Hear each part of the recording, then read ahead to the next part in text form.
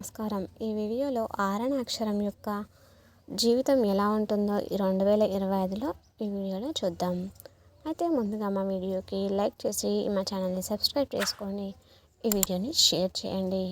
అలాగే ఆరణ అక్షరానికి సంఖ్య 2 ఇవ్వబడింది. జ్యోతిష శాస్త్రంలో ఇది చిత్తా నక్షత్రం కిందకే వస్తుంది. దీని పాలక ప్రభువు అంగారకుడు మరియు రాశిగా కలిగి ఉంటుంది. దీని పాలక ప్రభువు శుక్రుడు.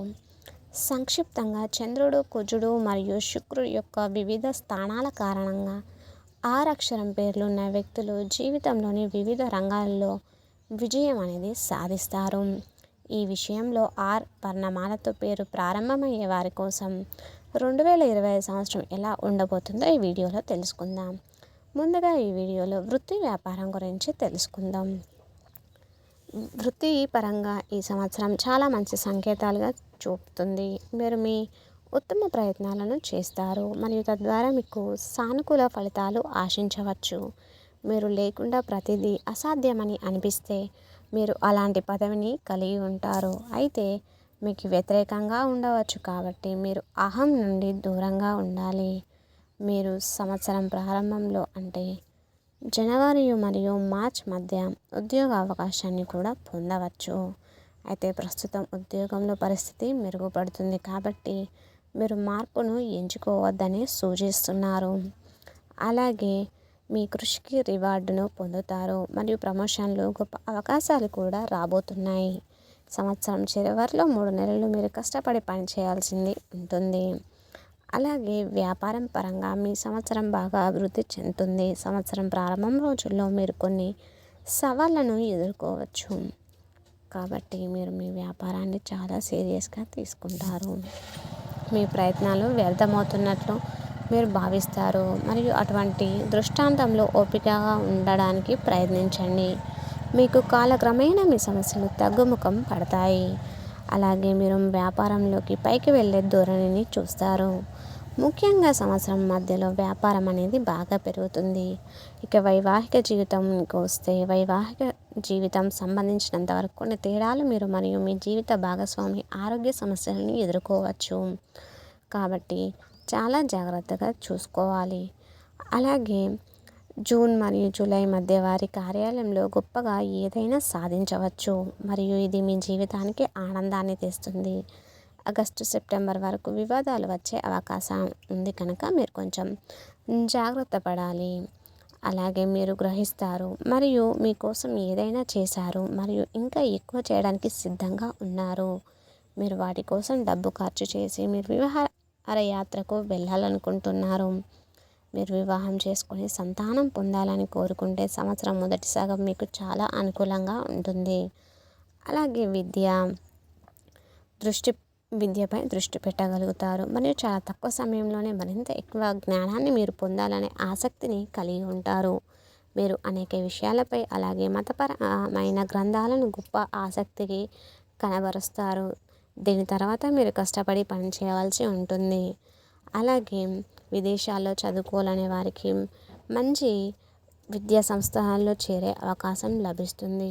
అలాగే ఈ విషయంలో మీరు మీ కుటుంబంలోని పెద్దల నుండి సహాయం తీసుకోవాలని సలహా ఇస్తారు. ఎందుకంటే వారి మార్గదర్శకత్వం మీరు సమస్యలను సులభంగా అధిగమించేలా చేస్తుంది.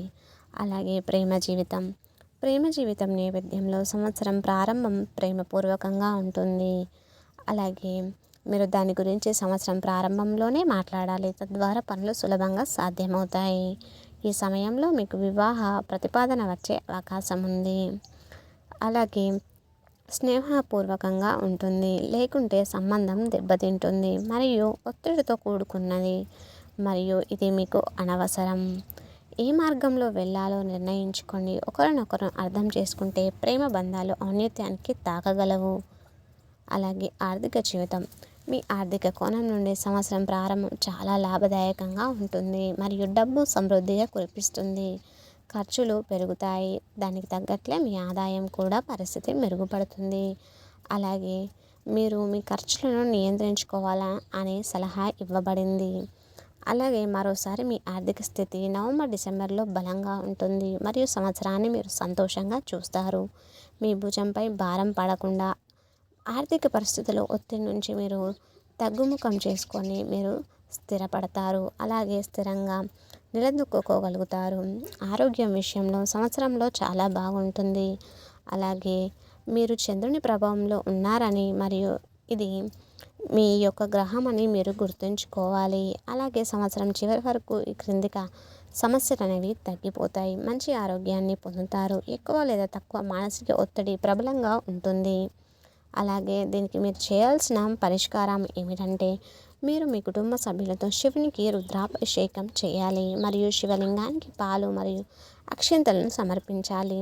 తద్వారా మీరు మంచి ఆరోగ్యాన్ని అలాగే ఆర్థిక పరిస్థితిని మెరుగుపరుచుకోవచ్చు. అలాగే మీకు మీ జీవితంలో ఉన్న కష్టాలన్నీ తగ్గుముఖం కానున్నాయి. ఇక ఈ అక్షరపు గల వ్యక్తులు ఎలా ఉంటారో ఇప్పుడు చూద్దాం. అయితే అనే అక్షర వ్యక్తులు ఏది సాధించాలని అనుకుంటారో వారు ఖచ్చితంగా అది సాధించే వరకు నిద్రపోరానే చెప్పుకోవాలి. ఎందుకంటే ఏదైనా వారు తలుచుకుంటే దాన్ని సాధించడానికి ఎంత కష్టమైనా పడి దాన్ని చివరికి ఎలాగోలా సాధించే వ్యక్తిత్వం కలవారు ఈ అనే అక్షరం కలవారు. అలాగే వీరు ఎంచుకున్న మార్గంలోనే వెళ్తారు. అలాగే వీరు ఏదైతే అనుకుంటారో అది ఖచ్చితంగా సాధించగలరు.